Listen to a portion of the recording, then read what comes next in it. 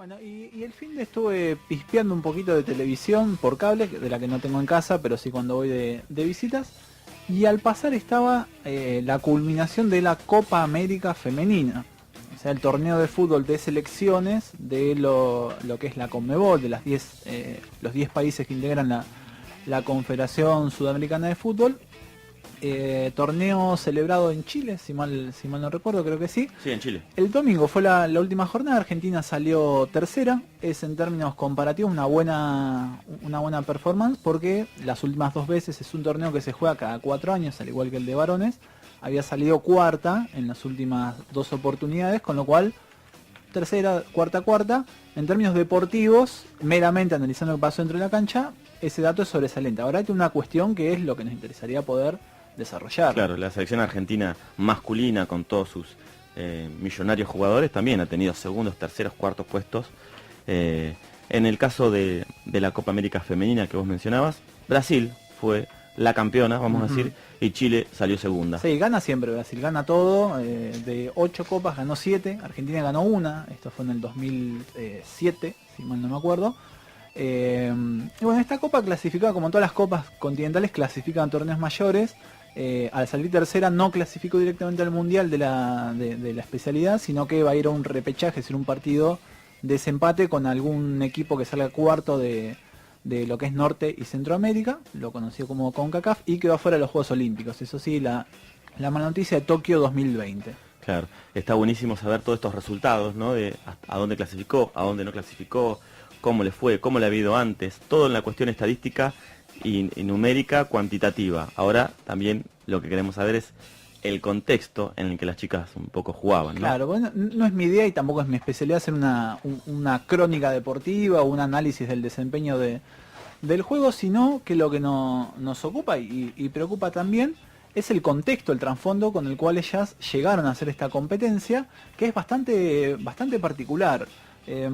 Particularmente estuvieron hasta fines del año pasado, habían cumplido 18 meses, es decir, 1 año y medio sin entrenarse. De hecho, en ese momento, cuando vuelven a las prácticas, debían volver y todas las prácticas que son en el campo de Ezeiza, garantizar el acceso a las prácticas y demás por sus propios medios, es decir, cada una. Y tengamos en cuenta que es una cuestión amateur, no es como... Sí, que lo bancan. Claro, no es como el masculino que si bien tienen... dedicación exclusiva. Claro, las selecciones no es que le pagan un contrato a los jugadores, sino que le pagan viáticos, de los varones, pero sí cada varón tiene un apoyo económico que es un contrato millonario, todos los que juegan a nivel selección de varones, que las mujeres no lo tienen porque es un deporte amateur, es decir, no cobran por su juego. Sí, también recuerdo una entrevista que hicimos hace un par que tenía que ver con una jugadora de handball y que también planteaban Claro. esta imposibilidad y que además de jugar tienen que mantenerse, tienen que vivir, muchas estudian, muchas trabajan y pierden laburos o pierden el presentismo en sus laburos por asistir. Exactamente, digamos, eso mismo es lo que ellas a anuncian estos que torneos pasaba. que son largos. Con lo cual, volvieron a entrenarse a fines del año pasado, luego de 1 año y medio, con un acuerdo que era, bueno, que le paguen por día de entrenamiento, unos mínimos viáticos para poder bancar esas jornadas, que era un acuerdo que llegaron con Ricardo Pinela, que es el presidente de la Comisión de Fútbol Femenino de AFA. Fueron unos viáticos de 150 pesos por día de entrenamiento. 150 pesos, tengamos en cuenta irse de cualquier lugar, generalmente de capital o del conurbano hasta Ezeiza, gente como decís vos que puede perder el presentismo, la jornada de trabajo y demás. Ese fue el arreglo y no se cumplió. Como no se cumplió, fueron al paro directamente, dejaron de entrenarse, llegaron a esta situación ese mismo año, fueron a jugar, esto fue con un partido que fueron a jugar con Uruguay, un partido de amistoso que fueron, que curiosamente fue el día después que la propia selección de varones había jugado en Uruguay por las eliminatorias al Mundial. La selección obviamente fue en vuelo de aerolíneas, hotel 5 estrellas y demás. Las jugadoras, como fueron las del fútbol femenino, un día después fueron en barco. Del barco tuvieron que bajar y tomarse un micro. En el micro tuvieron que esperar para no pagar un hotel a la hora del partido. Jugaron y se volvieron inmediatamente para Argentina. Entonces, es decir, llegaron a esta Copa América, que se desempeñó en las últimas semanas, sin preparación, con todo este contexto de un conflicto muy grande, una situación, digamos, muy significativa, que es que en plena Copa América hacen la presentación de la camiseta de la selección femenina. Vieron que cada tanto es, bueno, esta es la selección con la cual Argentina, me refiero a varones, el equipo van a jugar al Mundial. La indumentaria. Claro, y aparece Messi, Agüero, Higuaín, todos con la camiseta, bueno, hay que hacer negocio, vender. Bueno, la presentación de la camiseta de la selección femenina no fue con ninguna jugadora, sino que fue con una modelo, con una camiseta, bueno, más acorde al tipo de indumentaria femenina, algunas cuestiones diferentes, pero bueno, no dejaba de ser una camiseta deportiva. La presentó una modelo, cosa que las propias jugadoras salieron a anunciar en sus redes sociales. De AFA nadie dijo nada, hasta el momento no se sabe ninguna respuesta al respecto. Sí, Facu, también mencionábamos cuando estaba llegando el tema de la cobertura, ¿no? El tema de la cobertura mediática de lo que fue este torneo, de lo invisible que pasó para la mayoría de los grandes medios, y que también estuve escuchando muchos periodistas y muchas periodistas que fueron a cubrir esta Copa y que se encontraban con las mismas dificultades, con que nadie les quería pagar sus viáticos, nadie les quería reconocer el laburo o pagarles las llamadas de teléfono para poder cubrir internacionalmente esas comunicaciones con las radios y con los distintos medios. O sea que no solamente implica a las chicas que están jugando, sino también a quienes les interesa poder cubrir esas notas. Y bueno, y para poder hacer una lectura un poco más profunda de qué es todo esto que hay por detrás, de por qué pasa esto con la selección femenina, de cuál es el lugar que tiene el fútbol femenino dentro del deporte argentino, y también de aquellas cuestiones que venimos trabajando fuertemente en el último tiempo respecto no solo a la lucha de las mujeres, sino también lo que habíamos comentado hace 2 o 3 semanas, que no lo profundizamos, pero está muy sabido esta causa que hay sobre denuncias de redes de tratas en las inferiores masculinas, hasta ahora solamente ahí. Diferentes clubes independientes los más expuestos, también River, aparecieron denuncias en otros países también. Por eso queremos charlar con gente que sabe de esto, que lo estudia profundamente, tiene una mirada social, crítica, científica sobre el tema. En este caso vamos a hablar con Nemesia Hijos. Ella es integrante de Salvemos al Fútbol, que es una ONG que aborda todas estas cuestiones, es antropóloga y miembro del Seminario Permanente de Estudios Sociales del Deporte. Muy buenas tardes, ¿cómo estás, Nemesia? Muchísimas gracias por atendernos. Te saluda Facundo, a mi lado están Nayelén y Ramiro. Hola, ¿qué tal, Facundo? Hola a todo el estudio y a todos los oyentes. Un placer para mí. ¿Cuántos halagos? Cuántos halagos, la verdad. Bueno, y también mencionar que soy integrante de una organización que se llama Coordinadora de Hinchas, sí. Que surgió en el año 2016. Es una agrupación de hinchas, socios y socias que están tratando de defender el asociacionismo en los clubes y en contra del proyecto de sociedades anónimas deportivas en el deporte. Sí, dejamos una punta que seguramente yo creo que en el corto plazo vamos a estar desarrollando acá en el programa, que es este intento de las sociedades anónimas, que bueno, exacto, hay toda una discusión por el fondo, dirigencias que están muy a la vanguardia con esa línea, sobre todo la de Boca Juniors, un Scioli que no se termina de manifestar por un lado o para el otro, pero que lo ponen como presidente de la Comisión de Deportes del Congreso. Bueno, muchísimas cuestiones para poder desandar ahí. En otra oportunidad seguiremos ahí, pero para hablar largo y tendido de todo esto, porque sí, tenemos mucho para hablar. Son cuestiones que en los grandes medios, en los cientos no, pero las decenas de canales deportivos que hay, no aparece, esta agenda está invisibilizada. Al igual que la agenda de fútbol femenino. Claro, bueno, sí, ni hablar de eso. Estuvimos leyendo, bueno, seguimos bastante lo que vienen publicando desde Salvemos al Fútbol, desde el seminario, y leímos una nota puntual que salió ayer en Telam. Esto es bueno, ¿no? Telam con sus conflictos internos, con la línea que muchas se le quieren imponer también desde la Secretaría de Medios. Está sacando algunas notas interesantes, se está pudiendo filtrar alguna línea bastante pelea, y leíamos esta nota que salió publicada ayer, publicada por ustedes, de Fútbol y Mujeres en Argentina, la deuda eterna. Y ahí laburan un concepto, que es el de la doble subalternidad, que refieren. ¿Cuáles son esas características?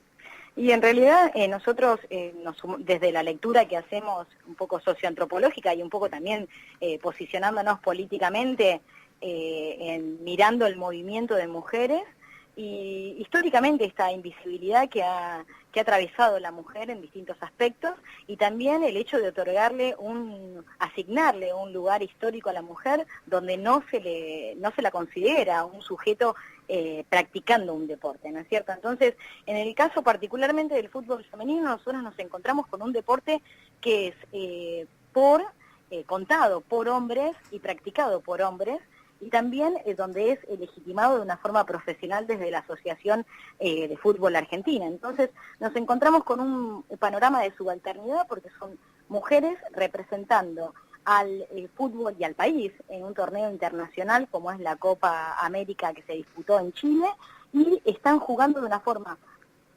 amateur, pero entrenando de una forma profesional. Las mujeres que fueron, estas 22 mujeres que fueron a representar al país en la Copa América, que creo que no tiene que pasar por alto el hecho de que en estos días, que estas 3 semanas que estuvieron en Chile, se estaba disputando todos los torneos, porque en esos partidos que jugó la selección se disputaba la clasificación a los Panamericanos, la participación al Mundial, los Juegos Olímpicos, todo en 3 semanas, que es una situación totalmente diferente a cómo se organiza el fútbol masculino. Entonces eso me parece que tampoco lo podemos pasar por alto, y tanto la Conmebol como la AFA, como todos los entes reguladores del deporte, también tendrían que prestar atención a cómo se organiza el deporte para las mujeres y las competencias de alto rendimiento para las mujeres.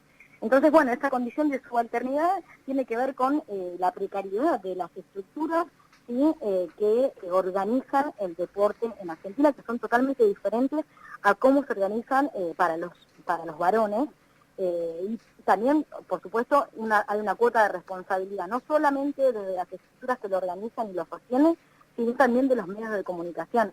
Sí, porque cuando prendemos la tele, cuando ponemos la radio, no se está hablando de la mujer en el deporte o de las mujeres practicando distintas disciplinas deportivas, sino que la mirada suele ser masculina, incluso también las voces que, nos dicen esas noticias suelen ser de varones, o incluso si hay una mujer ocupando esos espacios, suele ser sin conciencia de género y estereotipando ciertos valores o ciertas conceptualizaciones hegemónicas que tienen que ver con el cuerpo y con determinados atributos hacia las mujeres. Bien, no sé, Nemesia, un poco porque... Nemesia, y ahí te quería detener en el tema del cuerpo. Recién decíamos que salió como modelando la camiseta, el equipo que iba a lucir la selección, una modelo. ¿Qué reflexión te merece eso? Claro, por supuesto. Bueno, ahí hay una cuota de responsabilidad, por supuesto, de la Asociación del Fútbol Argentino, de los dirigentes y también de las marcas, ¿no es cierto? Porque Adidas es el sponsor oficial de la selección argentina, y en este caso se decidió que las que representaran y lucieran estas camisetas fueran modelos profesionales. Y si uno ve la imagen que circuló, es un estereotipo de mujer blanca, rubia, de ojos celestes. ¿Sí? Y bueno, que es un concepto de belleza que es, por supuesto, que es subjetivo, pero que es hegemónico, que es el que está legitimado tanto por los medios de comunicación como por las grandes marcas, ¿no es cierto? Y por un montón de otras estructuras de nuestra sociedad, y no se le da lugar, ni siquiera en este caso, a las que portan la camiseta, a las que fueron en condiciones prácticamente deplorables a competir en este torneo internacional. Tampoco puede pasar por alto esta situación, el hecho de que se haya elegido a estas modelos para presentar a la camiseta. Hecho sea de paso también que la indumentaria y el calzado de las jugadoras no son de ellas. O sea, la indumentaria y el calzado que las chicas recibieron de la selección mayor, no estamos hablando de la sub-20 y la sub-17, que aún son peores las condiciones, la ropa que recibieron no es de ellas, no se pudieron llevar gran cantidad y tampoco generar estos intercambios como suelen hacer los jugadores del seleccionado masculino con otros seleccionados, y usaron ropa hasta el año 2006, o sea, medias, o sea, tenemos contacto directo con las jugadoras y eso está totalmente cerciorada la información. Las medias hasta tenían agujeros y no les aseguraban la limpieza de sus ropas, ellas mismas se tuvieron que lavar la ropa para, y además jugando con tan poco tiempo de recuperación, ¿no es cierto? Ellas jugaban cada 2 días. Esto es una situación que no pasa y no se considera en el fútbol masculino, teniendo en cuenta la importancia de estos torneos internacionales. Entonces, todas estas desigualdades que tienen que ver con una cuestión de género, por supuesto también con la no profesionalización del fútbol femenino, son las que nosotros abordamos en este trabajo de opinión que hicimos para TELAM. El caso de la indumentaria y del calzado. el hecho de que las jugadoras cobren el viático más bajo de toda la región. Entre 200 y 300 pesos argentinos es lo que las chicas estuvieron cobrando. No tienen contratos, Claro. no existe una liga profesional, tampoco una semiprofesional como sí pasa en otros países de la región. El hecho de que las camisetas, bueno, fueran presentadas por las modelos, el hecho de que TNT, y nosotros ya sabemos que hoy en día el fútbol está en manos nuevamente de empresas privadas que hacen un negocio con el fútbol. Por supuesto, en el caso del enfrentamiento con el partido con Brasil, el partido se divulgó y se difundió como un partido clásico entre Argentina y Brasil, cuando en realidad era un partido cuadrangular, no era un partido clásico. Y el último partido, el partido con Chile, cuando se estaba disputando el segundo y el tercer puesto, se transmitió por TNT en diferido. Si uno quería seguir el día a día de la Copa América, tenía que acceder a la página oficial de Facebook, donde transmitía vía live de Facebook los partidos, o si no por TNT estos últimos 2 partidos y el último de forma diferida. No obstante, hay que tener en cuenta que uno tenía que pagar el cable y tenía que pagar el pack de fútbol para poder verlo. Creo que también hay que poner en valor el hecho de que las personas que comentaron los partidos eran hombres, eran varones, ¿sí? En ninguna mesa de debate, en esos casos, tanto en TNT como en la Copa Oficial, no hubo mujeres opinando, ¿sí? O formando parte o comentando los partidos. Claro. Eso también es un detalle importante. Sí, Se destaca el valor de otras organizaciones como el Femenino, que es un grupo de periodistas, y que fueron a cubrir de forma individual junto con otros medios que fueron a cubrir la Copa de forma particular. bien, Nemesia, sí, esto que relatás, digamos, al final los varones cubriéndolo, cubriendo la Copa América del fútbol femenino, me recuerda un poco a esto que decía la nota de las comisiones directivas. Hubo algunas disposiciones últimamente de la AFA y la CONMEBOL que obligan a algunos clubes a contar con fútbol femenino, ¿no? A partir del 2019. ¿Qué es lo que ocurre en realidad a pesar de estas leyes y estas obligaciones? Exacto, bueno, en realidad la CONMEBOL dispuso el año pasado, a fines del año pasado, la promoción del fútbol femenino y la mujer en el deporte. Particularmente, como una de sus últimas reglamentaciones, dispuso de que para que los equipos puedan participar de torneos internacionales, tienen que incorporar el desarrollo del fútbol femenino. Esto implica que aquellos equipos que no lo tengan que formar esa estructura, tanto en divisiones juveniles como generar la formación de jugadoras, acompañar el desarrollo de este deporte. La AFA lo incorporó dentro de la Superliga y esto entonces se va a tener que poner en práctica a partir del próximo año, aquellos equipos que quieran participar de torneos internacionales. No obstante, nosotros sabemos que hay muchos equipos, hay muchos clubes que están especulando con esta situación. Si descienden o si ascienden, no es que lo toman como una política, ¿sí? Como una política de formación y una condición necesaria por el hecho de ser asociaciones civiles sin fines de lucro con objetivos y valores culturales y sociales de promoción, sino que lo toman como una especulación. Entonces esto también es para tener en cuenta y reivindicar. ¿Y con respecto a las comisiones directivas? Claro, el hecho de las comisiones directivas, sí, en el caso de la Comisión Directiva de Fútbol Femenino, NAFA, también está presidida por un varón, por Ricardo Pinella. Sabemos que está cerca de las jugadoras, estuvo muy cerca de las 22 jugadoras que fueron a disputar la Copa América. No obstante, se considera cada una de sus acciones como si fuese un logro, como si hubiese que celebrar estas acciones cuando estamos hablando de derechos, ¿no es cierto? Estamos hablando de una condición de desigualdad histórica que es necesario revertir y que hay que aprovechar el movimiento de mujeres. Hay que aprovechar al deporte como una herramienta transformadora y también como una forma de empoderarnos, las mujeres, para poder cambiar estas situaciones. No quiero decir que los varones dirigentes no tengan conciencia de género, pero la desigualdad se vive distinto cuando es en carne propia que cuando uno se sienta en una silla de dirigente de la Asociación de Fútbol Femenino.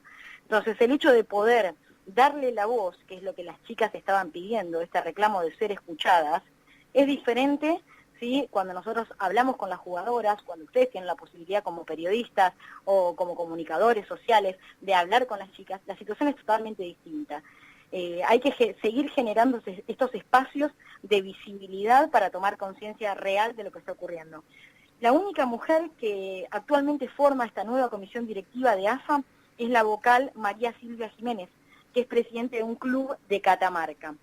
Igualmente, tanto en el caso de Ricardo Pinela como María Silvia Jiménez, son solamente dos representantes en la estructura, ¿sí?, tradicionalmente machista de la Asociación del Fútbol Argentino. El hecho de no darle la profesionalización de este deporte cuando ya es inminente, o sea, la urgencia y la responsabilidad con las cuales las chicas se están enfrentando a los torneos internacionales merece cambiar la forma en la cual se está organizando el fútbol femenino.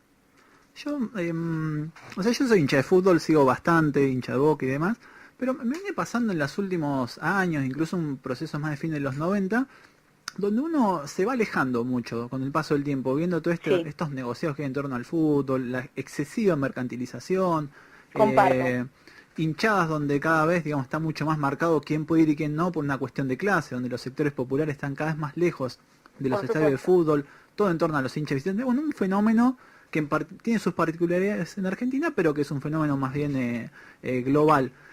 Uno ve que en el fútbol femenino todavía se mantiene cierta esencia de aquel viejo deporte que uno reivindica, que está muy ligado a lo amateur, si se quiere, en un punto, pero no necesariamente. ¿Es posible pensar, y yo quiero ser optimista, pero es posible pensar al fútbol femenino como una esperanza de que avance en un proceso de masificación, de popularización, de profesionalización, pero sin perder esas banderas, es decir, sin entrar dentro del gran negocio del merchandising del fútbol que es hoy? Y bueno, ahí tendríamos que cuestionar las grandes bases del capitalismo, ¿no? Y cómo cualquier elemento de la sociedad puede ser mercantilizable y transformarlo en producto. Eso es una discusión más larga y tendida, ¿no? Pero, por supuesto, yo creo que la esperanza está hoy en día, la esperanza para volver a ese enamoramiento del fútbol como deporte está en el fútbol femenino. O sea, es algo que comparto todo lo que recién mencionaste hacia el fútbol masculino, y el hecho de ver el esfuerzo, el sacrificio, la forma en la cual las chicas abordaron esta competencia sin ningún tipo de sostén y de acompañamiento dirigencial, ¿sí?, y profesional de la preparación que requiere un torneo como este, eso nos hace compartir nuevamente ese amor por el deporte. La forma en la cual las chicas salían a la cancha después de haberse lavado ellas mismas la camiseta, ¿sí? Estamos hablando de una situación que realmente nos hace amar nuevamente al deporte, dejando de lado un montón de condiciones que tienen que ver con el mercado, con los asuntos de mercantilización y de negocios en cuanto al fútbol. Ya sabemos que en Europa y en otras partes del mundo, y particularmente en China, en Japón, el fútbol femenino es un gran negocio porque es profesional también. Y también se llenan estadios, o sea que tampoco podemos dejar de mirar eso. No sé si la sociedad argentina todavía está a la altura para poder incorporarlo de esa forma. Nuevamente te digo, creo que el gran problema que tenemos que seguir debatiendo está en las bases, está en aquellos dirigentes y aquellas estructuras que organizan el deporte en Argentina. Sí, tanto puede ser la Asociación del Fútbol Argentino como el Ministerio de Deporte o la Secretaría de Deportes. O sea, tenemos que pensar quiénes ocupan esos cargos de poder y ahí vamos a ver cuáles son las líneas que se bajan hacia las bases, ¿no es cierto? Sí, sabemos también que la ley del deporte establece, que todavía no está reglamentada, establece que el 20% de esas comisiones directivas y esos cargos dirigenciales tienen que estar ocupados por mujeres, y esto actualmente no está puesto en vigencia. Entonces, si nosotros no empezamos a fijarnos en estas cuestiones, no vamos a poder avanzar. Sí, también yo me quedaba pensando en la escuela, ¿no? En la escuela cuando tenemos educación física y el fútbol es para los varones y el vóley es para las mujeres, y cómo se hacen esas divisiones que después terminan determinando nuestra vida social en el deporte, ¿no? Exactamente, sí, hay un deporte, hay un cuerpo que es legítimo para la mujer y otro que es un legítimo para un varón heterosexual, ¿no es cierto? Y para una mujer heterosexual. Entonces, creo que esas consideraciones ya vienen desde las grandes estructuras y las grandes instituciones. Empezar a deconstruirlas es nuestro mayor desafío, tanto como antropólogos, como sociólogos o como ciudadanos, O sea, empezar a relativizar esas estructuras históricamente heredadas desde las grandes instituciones. Entonces, es nuestro gran desafío, creo que en el momento en el cual vivimos con el movimiento de mujeres, con los grandes reclamos, como cuando nació el movimiento feminista en los años 70, el hecho del lugar que se había asignado a las mujeres en el trabajo, empezar a cuestionarlos, hoy nos abre las puertas para seguir debatiendo y relativizando y logrando un montón de cosas más. Sí, bueno, creo que esto que menciona siempre Mónica Santino, que es una gran referente para nosotros, utilizar el deporte como una herramienta transformadora, ¿sí? Como un espacio para nosotros para poder generar herramientas para salir de esos lugares establecidos. Ayer Mónica Santino tuvo la posibilidad de participar en el Congreso en el debate sobre el aborto. ¿Quién es Mónica Santino? Perdón, Mónica Santino, claro, sí, Mónica Santino es una ex jugadora de fútbol, actualmente es, periodista, también es la creadora de la escuela La Nuestra Fútbol Femenino, que está arraigada en la Villa 31, es entrenadora, es una promotora de los derechos de la mujer en el deporte, y es una referente para cualquiera que esté interesado en la inclusión de la perspectiva de género en el deporte. Si bien no es una académica, sí, porque no participa de los espacios como el Seminario Permanente de Estudios del Deporte ni del CONICET, para nosotros su causa y su militancia es algo que no puede pasar por alto. Ayer formó parte del debate en Congreso por la ley del aborto, y entre las cosas que dijo es que las mujeres que practican deporte en la villa, es realmente, o sea, llevar a las mujeres a la cancha es empoderarlas, porque aún en los barrios más carenciados, el único lugar para la mujer es el lugar de ser madre. O sea, seguir reproduciendo ese lugar, ese mandato, ¿sí? O sea, que hay que seguir moviendo esas estructuras del patriarcado en todos los lugares para poder considerar a la mujer igual que el varón, ¿sí? Igual que el varón, porque no hay ningún tipo de condicionamiento biológico legítimo para sacarla o ponerla en un determinado lugar. Sabemos que estás ahí con el tiempo casi justo, así que te hago una última preguntita, que es vincular por ahí todo esto que venís diciendo y que venís comentando con estos casos fuertes que salieron a la luz en las últimas semanas, de los casos de abuso, o redes más bien habría que llamarles, en Independiente, en River y posiblemente en otros clubes. ¿Qué análisis hacen en profundo de las características de la formación de esos futuros profesionales varones, no en este caso? ¿Qué tipo de masculinidades se construyen en ese proceso formativo? Y bueno, y cómo se vincula justamente esa construcción de esas masculinidades con esta visión endocentrista que hay del fútbol. Claro, sí, si bien no es mi tema, no es mi tema de especialidad, digamos, con eso Diego y Juan van a poder ampliar mucho la situación, también Federico Sesli, que viene trabajando sobre estas cuestiones. Uh-huh. Sí, lo que puedo decir es que la formación es parte del desarrollo del deporte, ¿no es cierto? Nosotros no podemos hacer vista ciega a cómo se forman los jugadores. Particularmente en el caso de los varones, sabemos que son desarraigados de sus espacios para quedar en manos de personas que los representen, apoderados, sobre los cuales es necesario regular tanto el club como la familia, como el Estado, como la Asociación del Fútbol Argentino. Todos tienen que tener una cuota de responsabilidad sobre lo que se construye de ese jugador.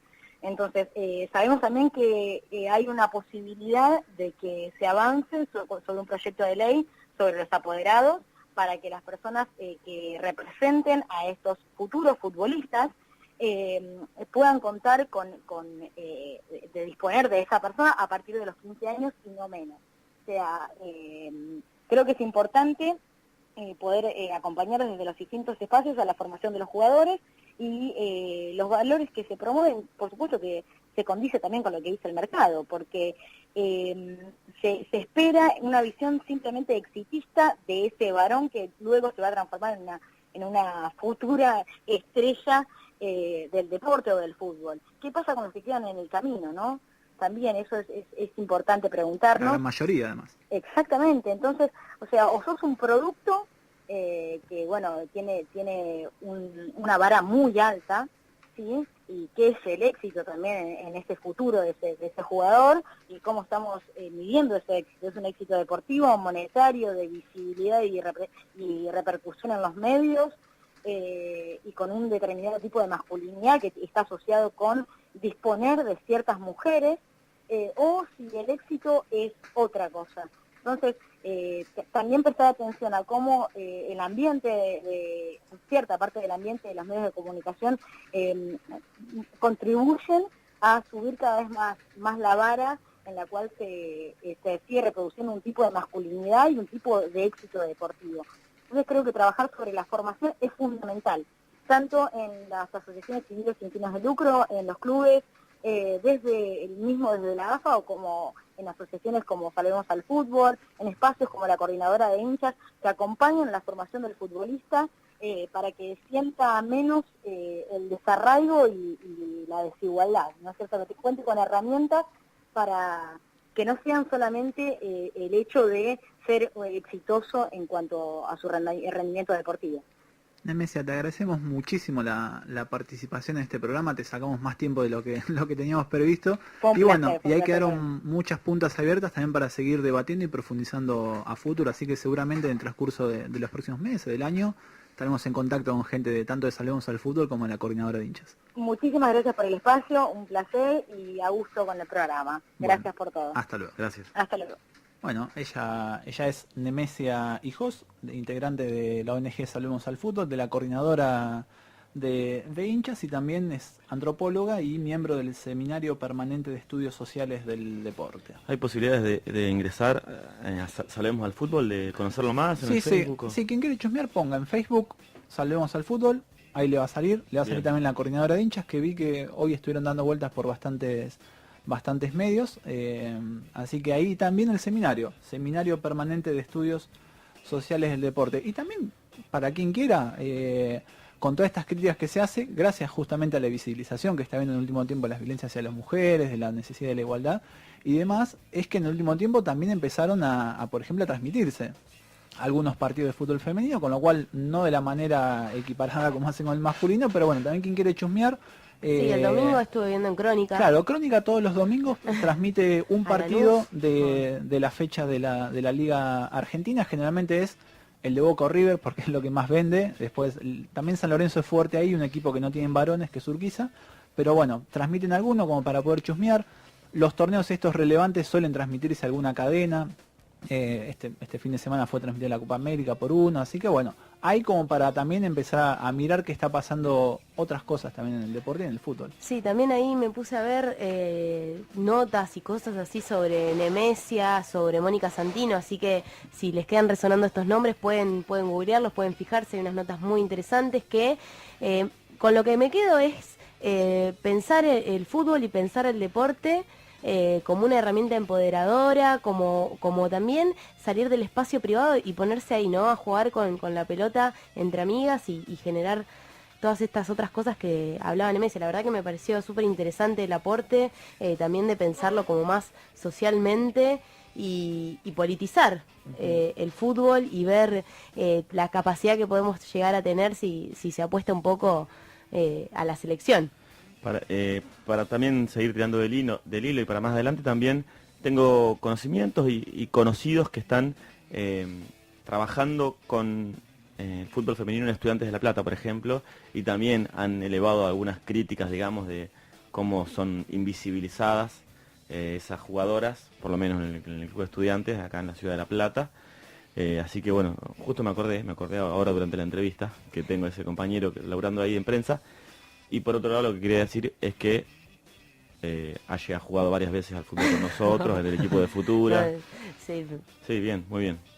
Pero una cosita más, es que también estaba tratando de buscar ahí un par de estadísticas que hay, por ahí para el próximo programa podemos ver de elaborarlo o de traerlo, de por ejemplo lo que gana la mejor jugadora del mundo y lo que gana el mejor jugador del mundo, de las lesiones que tuvo la mejor jugadora del mundo y de las lesiones que tuvo el mejor jugador del mundo y cómo se invisibiliza por completo el gran desempeño, y dije desenvolvimiento, ahora digo desempeño porque ya aprendí, pero me parece súper interesante poder por lo menos empezar a googlear fútbol femenino, ver el desarrollo de las chicas, ver lo que les cuesta llevar a cabo una campaña de estas características, de viajar, de conseguirse el permiso en el laburo, de conseguirse el permiso en la facultad, si es que estudian, y de un montón de cosas. Estuve escuchándolas en algunas radios y contaban, y la verdad es que son un bajón. Para hacerlo les tiene que gustar mucho, y como decían acá en esta nota, ¿no? Aunque no nos dejen, aunque no quieran, vamos a seguir como insistiendo en eso, en seguir. Sí, también muchas veces salen a la luz en los deportes de alto rendimiento, en aquellos profesionalizados, donde hay algunas de las mujeres que es mucho más fuerte. Bueno, en el fútbol también pasa, lo decía, con países asiáticos, Estados Unidos, es la fuerte presión que hay de parte de los clubes, que suelen ser empresas, y de las grandes marcas, como por ejemplo no permitir la maternidad de las grandes profesionales mujeres, ¿no? Que es una decisión, quién quiere ser madre de hoy, quién no, esta discusión estamos dando también todo este tiempo. La presión que es impresionante, lo relatan muchas veces las mujeres en los Juegos Olímpicos, donde lógicamente una persona que es madre va a estar 9 meses por lo menos, incluso un poco más, un poco menos, sin poder practicar ese deporte, con lo cual tendrá que estar siendo cobrando y más. Esto está bueno por ahí profundizarlo, esto sale mucho a la luz, sobre todo en los Juegos Olímpicos, aquellas historias personales que hay, es terrible, la verdad.